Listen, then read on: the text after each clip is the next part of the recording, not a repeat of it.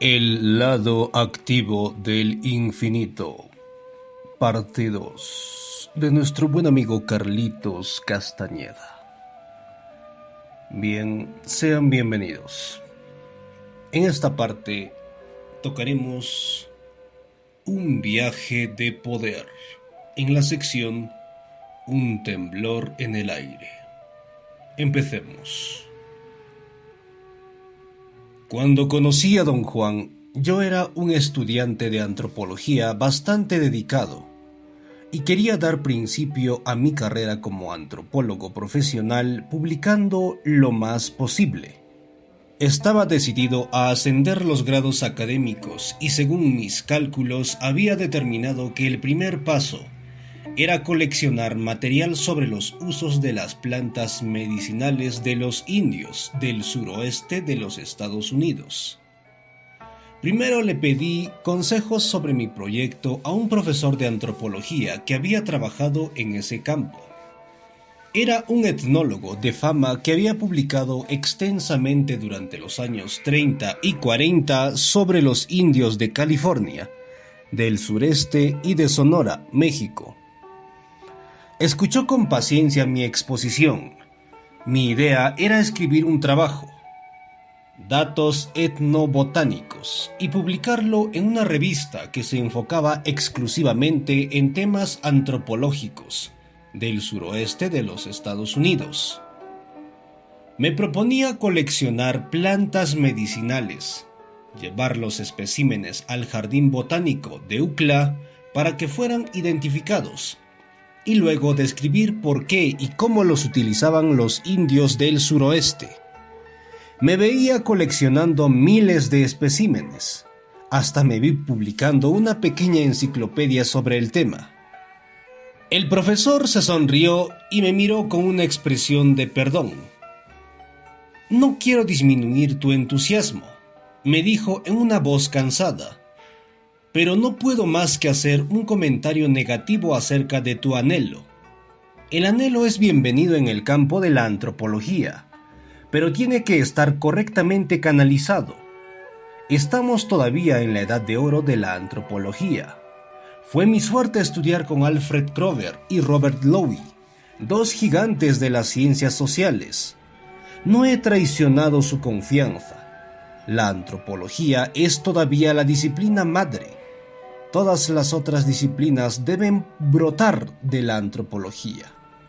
El campo entero de la historia, por ejemplo, debería llamarse antropología histórica, y el campo de la filosofía debería ser antropología filosófica. El hombre debe ser la medida de todo. Como consecuencia, la antropología, el estudio del hombre, debe ser el corazón de cada una de las otras disciplinas. Algún día lo será. Lo miré confuso. Él era, pensé, un viejo profesor benévolo, totalmente pasivo, que recientemente había sufrido un ataque cardíaco.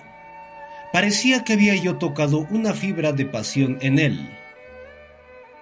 ¿No cree que debe prestarle mayor atención a sus estudios formales?, continuó. ¿Hacer trabajo de campo no sería mejor que estudiara lingüística? Tenemos en el departamento a uno de los lingüistas más conocidos del mundo. Si yo fuera usted, estaría a sus pies, absorbiendo cualquier cosa que pudiera de él. También tenemos una autoridad de primera en religiones comparativas. Y hay unos antropólogos aquí que han hecho trabajo estupendo sobre sistemas de parentesco en las culturas del mundo, desde el punto de vista de la lingüística y desde el punto de vista de la cognición. Necesita usted mucha preparación. Pensar en hacer trabajo de campo a estas alturas es un insulto a los libros, joven. Eso es lo que le aconsejo. Tercamente llevé mi propuesta a otro profesor, uno más joven, pero no me dio más ayuda que el primero. Se rió de mí abiertamente. Me dijo que el trabajo que quería escribir era un trabajo del nivel del ratón Mickey y que de ninguna manera era antropología. Hoy día, dijo, los antropólogos se preocupan de asuntos que son vigentes. Los médicos y farmacéuticos han investigado interminablemente todas las plantas medicinales del mundo. Ya no hay nada que hacer allí. La colección de datos que sugieres pertenece a principios del siglo pasado.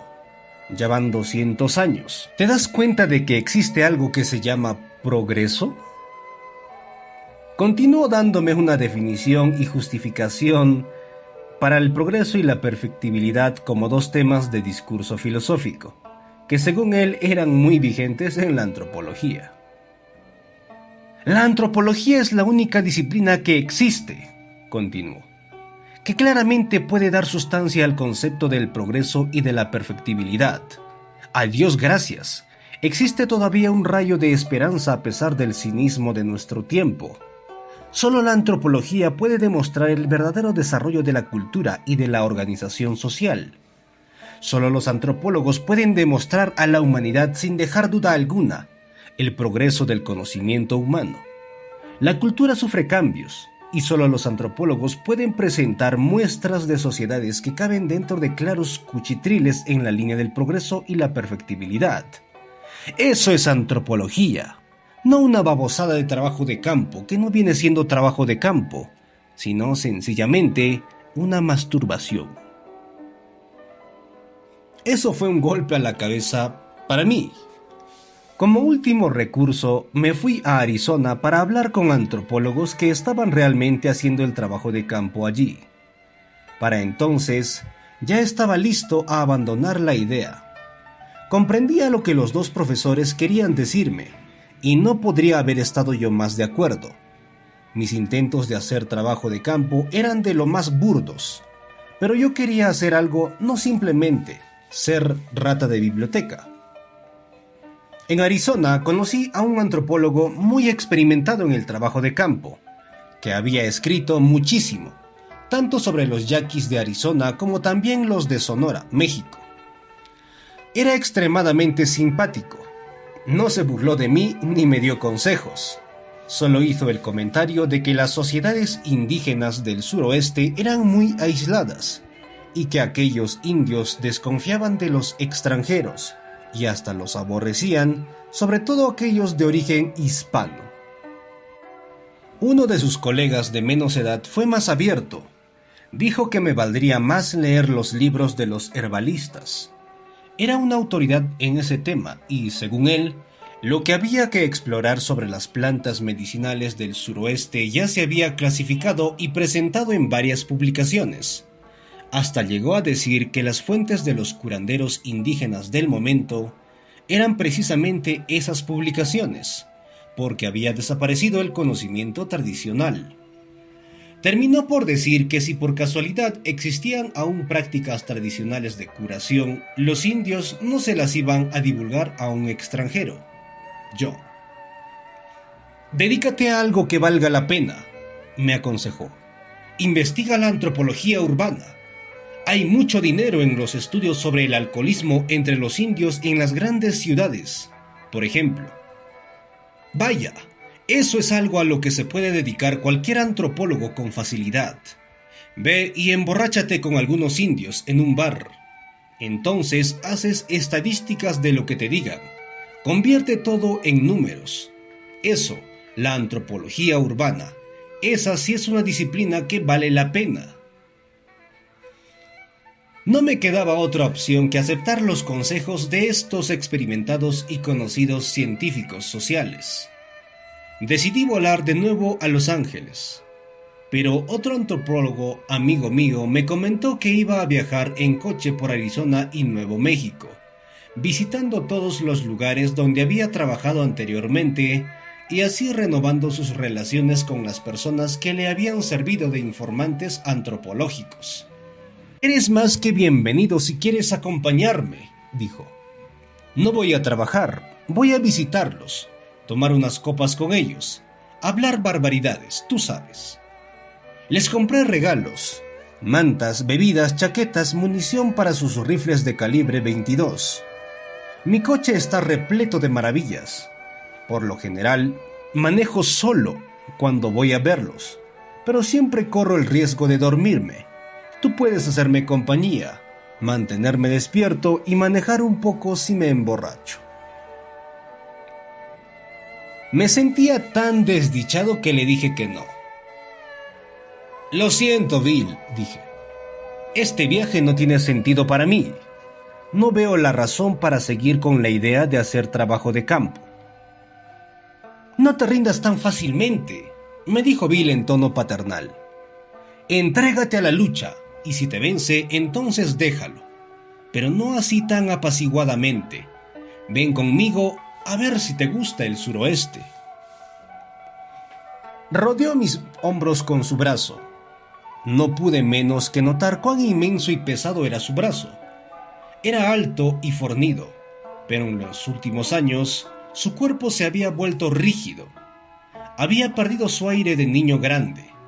Su cara redonda ya no estaba llena, joven como lo había estado. Ahora parecía preocupado. Creía que se preocupaba porque estaba perdiendo el cabello, pero por momentos me parecía algo más. Y no era que estuviera más gordo. Su cuerpo tenía una pesadez que era imposible explicar. Lo noté en su manera de andar, de levantarse, de sentarse. Parecía que Bill luchaba contra la gravedad con cada fibra de su ser, en todo lo que hacía. Sin prestar atención a mis sentimientos de derrota, emprendí el viaje con él. Visitamos cada lugar donde había indios en Arizona y Nuevo México. Uno de los resultados finales de este viaje fue que descubrí que mi amigo antropólogo poseía dos facetas definidas. Me explicó que sus opiniones como antropólogo profesional eran muy mesuradas y congruentes con el pensamiento antropológico del momento, pero en lo personal, su trabajo de campo antropológico le había presentado experiencias de gran riqueza de las que nunca hablaba. Estas experiencias no eran congruentes con el pensamiento antropológico del momento, porque eran sucesos imposibles de catalogar. Nunca creí en los fantasmas, dijo un día abruptamente. Nunca me metí en eso de apariciones y esencias flotantes, voces en la oscuridad, ya sabes. Mi crianza fue muy pragmática, muy seria. Siempre ha sido mi brújula. Pero trabajando en el campo, toda clase de mierda rara empezó a filtrarse hacia mí. Por ejemplo, una noche acompañé a unos indios en una búsqueda visionaria. Hasta iban a iniciarme penetrando los músculos de mi pecho, algo así de doloroso. Estaban preparando un temazcal en el bosque. Me había resignado a someterme al dolor. Hasta me eché unos tragos para fortalecerme. Y entonces, el hombre que iba a servirme de intercesor con la gente que en realidad estaba encargada del rito, dio un grito de horror y señaló con el dedo a una oscura figura misteriosa que venía hacia nosotros. Cuando esta figura misteriosa se me acercó, vi que era un indio anciano vestido de la manera más estrafalaria que te puedas imaginar. Traía la vestimenta de los chamanes. El hombre que me acompañaba se desmayó desvergonzadamente al ver al anciano. El viejo se me acercó y me apuntó al pecho con el dedo. El dedo no era más que pellejo y hueso. Me balbuceó algo incomprensible. Ya a estas alturas, los demás habían visto al anciano y comenzaron a acercarse. Él se volvió hacia ellos y se quedaron paralizados, estupefactos. Los regañó por un momento. Su voz era inolvidable. Era como si hablara desde un tubo, o como si tuviera algo atado a la boca que le sacaba las palabras. Te juro que vi a aquel hombre hablando desde adentro de su cuerpo, y la boca emitía las palabras como si fuera un aparato mecánico. Después de regañar a los hombres, el anciano continuó caminando delante de mí, delante de ellos, y desapareció en una oscuridad que se lo tragó. Bill explicó que el plan de hacer el rito de iniciación se deshizo. Nunca se realizó, y los hombres, incluyendo el chamán, que era el líder, se sacudían de terror. Dijo que estaban tan aterrados que el grupo se deshizo y todos se fueron. Gente que llevaba años de amistad. Siguió. Nunca se volvió a hablar.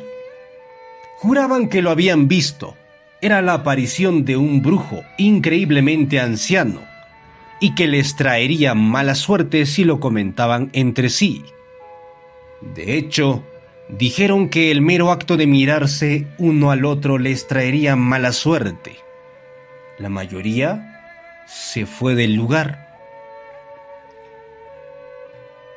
¿Por qué sentían que el hablarse o verse les iba a traer mala suerte?, le pregunté. Esas son sus creencias, contestó. Una visión de esa naturaleza. La interpretan como si la aparición les hubiera hablado a cada uno individualmente. Tener la tal visión es para ellos la suerte de toda una vida. ¿Y qué es la cosa individual que les dijo la visión?, pregunté. Ni idea, contestó. Nunca me explicaron nada. Cada vez que les preguntaba, se quedaban profundamente entumecidos. No habían visto nada, no habían escuchado nada. Años después de lo ocurrido, el hombre que se desmayó junto a mí me juró haber fingido el desmayo porque estaba tan asustado que no quería enfrentarse al anciano, y que lo que le había dicho se comprendía a un nivel distinto al del lenguaje, algo raro. Bill dijo que en su caso lo que la aparición le había pronunciado, él lo entendió como algo que tenía que ver con su salud y sus expectativas de la vida. ¿Qué quieres decir con eso?, le pregunté. Las cosas no me van del todo bien, contestó. Mi cuerpo no se siente bien. ¿Pero sabes lo que realmente tienes?, pregunté. Oh, claro, dijo con indiferencia. Me lo han dicho los médicos, pero no me voy a preocupar ni voy a pensar en ello. Las revelaciones de Bill me dejaron muy inquieto. Esta era una faceta de su persona que no conocía. Siempre lo había considerado fuerte como un roble. Nunca lo había concebido como alguien vulnerable. No me cayó bien la conversación. Era, sin embargo, demasiado tarde para arrepentirme. Nuestro viaje continuó. En otra ocasión, me dijo en confianza que los brujos del suroeste eran capaces de transformarse en distintas entidades y que los esquemas categóricos de brujo oso o brujo gato montés no debían ser interpretados como eufemismos o metáforas porque no lo eran. ¿Puedes creer?, me dijo en tono de gran admiración, que de veras hay algunos brujos que se vuelven osos o gatos monteses o águilas. No exagero y no estoy inventando nada cuando digo que una vez fui testigo de la transformación de un brujo que se llamaba Hombre del Río o Brujo del Río, o procede del río o regresa al río. Andaba por las montañas de Nuevo México con este brujo. Le iba yo haciendo de chofer. Él me tenía confianza y me dijo que iba en busca de su origen. Caminábamos por la ribera de un río cuando de pronto se agitó. Me dijo que me fuera a unas rocas altas y que me escondiera allí, que me cubriera la cabeza y la espalda con una manta y que me asomara para no perderme lo que iba a hacer. ¿Qué iba a hacer?, pregunté, incapaz de contenerme. Yo no sabía, me dijo. Tus conjeturas hubieran sido tan buenas como las mías. No tenía manera de concebir lo que iba a pasar. Se metió al agua completamente vestido. Cuando el agua le llegó a media pantorrilla porque era un río ancho pero poco profundo, el brujo desapareció. Se desvaneció. Antes de entrar en el agua, me dijo al oído que debería irme corriente abajo y esperarlo allí. Me señaló el lugar exacto. Claro que yo no le creí ni una palabra, así que al principio ni me acordaba dónde debía esperarlo. Pero encontré el lugar y lo vi salir del agua. Qué ridículo decir salir del agua. Vi al brujo volverse agua y luego rehacerse del agua. ¿Puedes creerlo? No tenía ningún comentario. Era imposible creerle, pero tampoco podía desconfiar de él. Era un hombre muy serio. La única explicación posible era que al continuar con nuestro viaje bebía más y más. Tenía en la cajuela del coche 24 botellas de whisky, para él solo. Bebía como una esponja. Siempre he sido parcial a las mutaciones esotéricas de los brujos, me dijo en otra ocasión. No es que pueda explicar las mutaciones o ni siquiera creer que ocurren, pero como ejercicio intelectual, estoy muy interesado en considerar que las mutaciones en culebra o gatos monteses no son tan difíciles como lo que hizo el brujo del agua. Es durante tales momentos cuando uso mi intelecto de manera tal que dejo de ser antropólogo y empiezo a reaccionar como resultado de algo visceral. Mi sensación visceral es que esos brujos hacen algo que no puede ser medido de manera científica ni discutido inteligentemente. Hay, por ejemplo, brujos de nubes que se vuelven nubes, vapor o cosas por el estilo, delante de mis ojos, como vi al otro brujo volverse agua. Pero una vez, corrí detrás del brujo de nube y simplemente se desvaneció, en un lugar en el que no había dónde esconderse. No podía explicar dónde se había ido. No había ni rocas ni vegetación donde pudiera haberse escondido. Llegué menos de un minuto después que él y ya no estaba. Anduve tras él por todas partes pidiéndole información, continuó Bill. Ni una palabra. Era muy amable, pero nada más. Bill me contó otras historias acerca de los conflictos y las divisiones políticas entre los indios en las distintas reservas, o historias de vendetas personales, enemistades, amistades y cosas por el estilo. No me interesaron para nada. En cambio, sus historias acerca de las mutaciones y apariciones de los brujos me habían en verdad conmovido mucho. Estaba a la vez fascinado y consternado, pero al tratar de pensar por qué estaba fascinado o consternado no podía explicarlo. Todo lo que hubiera dicho era que sus historias acerca de los brujos me dieron un golpe a un nivel desconocido y visceral. Otra realización que pude verificar durante este viaje fue que el mundo social indígena del suroeste estaba verdaderamente vedado a los de afuera.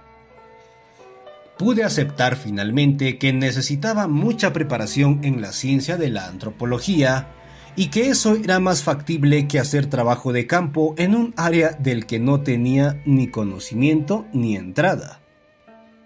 Al terminar el viaje, Bill me llevó a la estación de autobuses Greyhound en Nogales, Arizona, para mi viaje de regreso a Los Ángeles. Mientras estábamos sentados en la sala de espera antes de que llegara el autobús, me consoló de manera paternal, recordándome que las derrotas eran de esperarse en el campo de la antropología, y que nos daban mayor propósito o madurez como antropólogos. De pronto se inclinó y con un ligero gesto de la barbilla me indicó que miraba hacia el otro lado de la sala. Creo que ese viejo sentado en la banca junto al rincón es el mismo del que te hablé, me dijo al oído. No estoy del todo seguro porque solo lo vi frente a frente una vez. Cuando te hablaba de los brujos y de sus transformaciones, te dije que una vez había conocido un brujo de nube. Sí, claro que me acuerdo, le dije. ¿Es ese hombre el brujo de nube? No, dijo enfáticamente. Pero creo que es compañero o maestro suyo. Los vi a los dos a la distancia hace muchos años. Sí recordaba que Bill había mencionado muy de paso, pero no en relación al brujo de nube, que sabía de la existencia de un anciano misterioso, que era un brujo jubilado, un indio viejo misántropo de Yuma, que una vez había sido un brujo aterrador. La relación entre el brujo de nube y el anciano nunca había sido expresada por mi amigo, pero evidentemente estaba fresca en la mente de Bill a tal extremo que creía habérmela relatado. Una ansiedad extrema me sobrevino y salté de mi asiento. Como si no tuviera voluntad propia, me acerqué al anciano y le solté una perorata sobre mi conocimiento de las plantas medicinales y del chamanismo entre los indios americanos, del llano y sus antepasados siberianos. Como tema secundario, le comenté al anciano que sabía que era brujo. Terminé asegurándole que sería muy beneficioso para él si hablaba largamente conmigo. Aunque solo sea, dije con petulancia, podríamos hacer intercambios de historias. Usted me cuenta las suyas y yo correspondo con las mías. El anciano mantuvo la vista baja hasta el último momento. Entonces me escudriñó. Yo soy Juan Matus, me dijo mirándome directamente a los ojos. Mi perorata no debía haber terminado allí de ninguna manera, pero por ninguna razón en la que pudiera pensar sentí que ya no había nada más que decir. Quería decirle mi nombre. Levantó la mano a la altura de mis labios como para prevenírmelo. En ese instante llegó un autobús a la parada. El anciano murmuró que era el autobús que esperaba, y muy sinceramente me dijo que era para conversar con mayor libertad e intercambiar historias. Había una pequeña sonrisa irónica en su boca al decir esto. Con una agilidad increíble para un hombre de su edad, le hacía unos 80 años más o menos. Cubrió en unos cuantos pasos los 40 metros que había entre la banca donde había estado sentado y la puerta del autobús. Como si el autobús hubiera parado solo para recogerlo, partió en cuanto él saltó al interior y la puerta se había cerrado. Después de que se fue, regresé a la banca donde Bill permanecía sentado. ¿Qué te dijo? ¿Qué te dijo?, me preguntó muy agitado. Me sugirió que le buscara y que fuera a visitarlo a su casa, contesté. Hasta me dijo que allí podíamos conversar. ¿Pero qué le dijiste para conseguir que te invitara a su casa?, me exigió. Le dije a Bill que había utilizado mi mejor arte de vendedor y que le había prometido revelarle todo lo que sabía yo desde el punto de vista de mis lecturas sobre las plantas medicinales. Bill evidentemente no me creyó y me acusó de mentirle. Conozco a la gente del lugar, dijo agresivamente, y ese viejo es un pedo muy estrafalario. No habla con nadie, ni siquiera con los indios. ¿Por qué se dispone a hablar contigo, un total desconocido para ti? Ni siquiera tienes gracia. Era muy evidente que Bill se había enfadado conmigo. Yo no entendía por qué. No me atrevía a pedirle una explicación. Me daba la impresión de que estaba un poco celoso. Quizá pensaba que yo había logrado lo que él no había podido.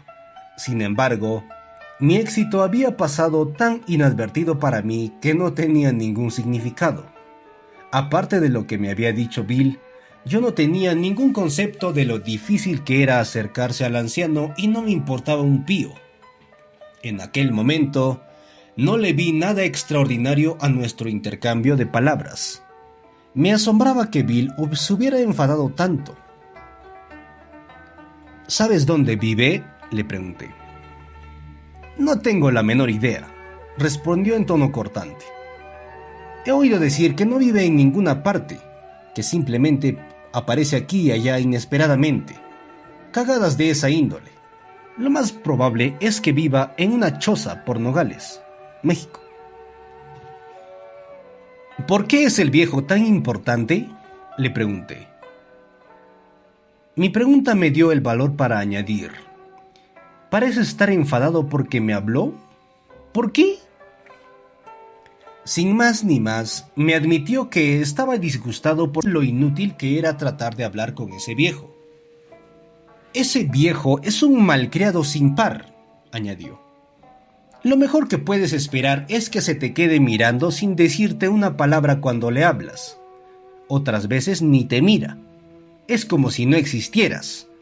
La única vez que intenté hablar con él, me dejó con la palabra en la boca. ¿Sabes lo que me dijo? Si yo fuera usted, no gastaría mi energía abriendo la boca. Consérvesela, la necesita. Si no fuera un pedo tan viejo, le hubiera dado una en la nariz. Le indiqué a Bill que eso de viejo era más bien una figura retórica que una descripción real. En realidad, no parecía tan viejo, aunque definitivamente lo era. Tenía tremendo vigor y agilidad. Sentí que le habría ido muy mal a Bill si hubiera intentado darle un moquete en la nariz. El viejo indio estaba muy poderoso, se le veía fuerte. De hecho, hasta daba miedo. No le di voz a mis pensamientos. Dejé que Bill siguiera relatándome su disgusto con las groserías del viejo y cómo lo hubiera tratado si no fuera que el viejo estaba tan débil. ¿Quién crees que puede informarme dónde vive?, le pregunté.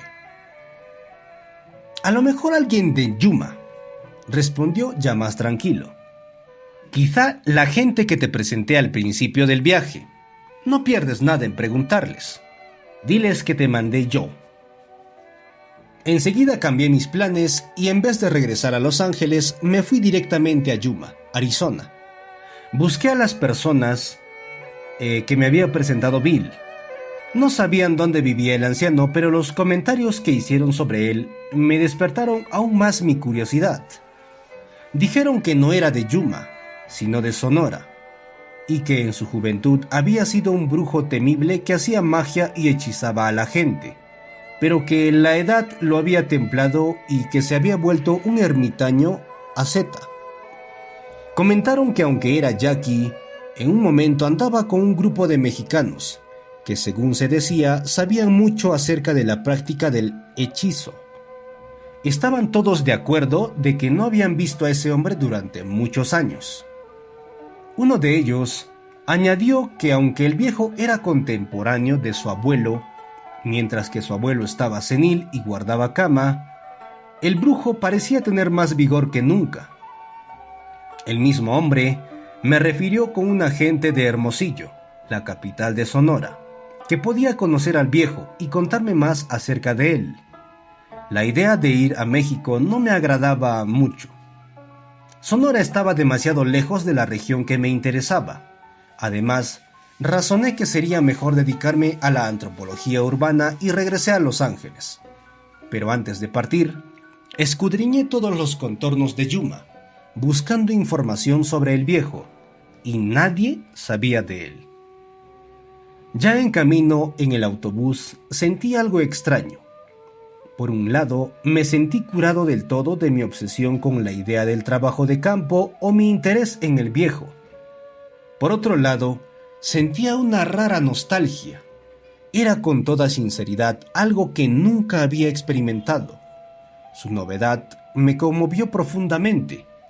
Era una mezcla de ansiedad y anhelo, como si estuviera perdiendo algo de tremenda importancia. Tuve la clara sensación al acercarme a Los Ángeles de que lo que había actuado sobre mí en Yuma empezaba a desvanecerse con la distancia, pero ese desvanecimiento solo incrementaba mi injustificado anhelo. Fin de la parte 2 de El lado activo del infinito. Bien, pues gracias por escucharnos y acompañarnos como siempre. Saludos a la distancia y nos veremos en la parte 3, el intento del infinito. Adiós.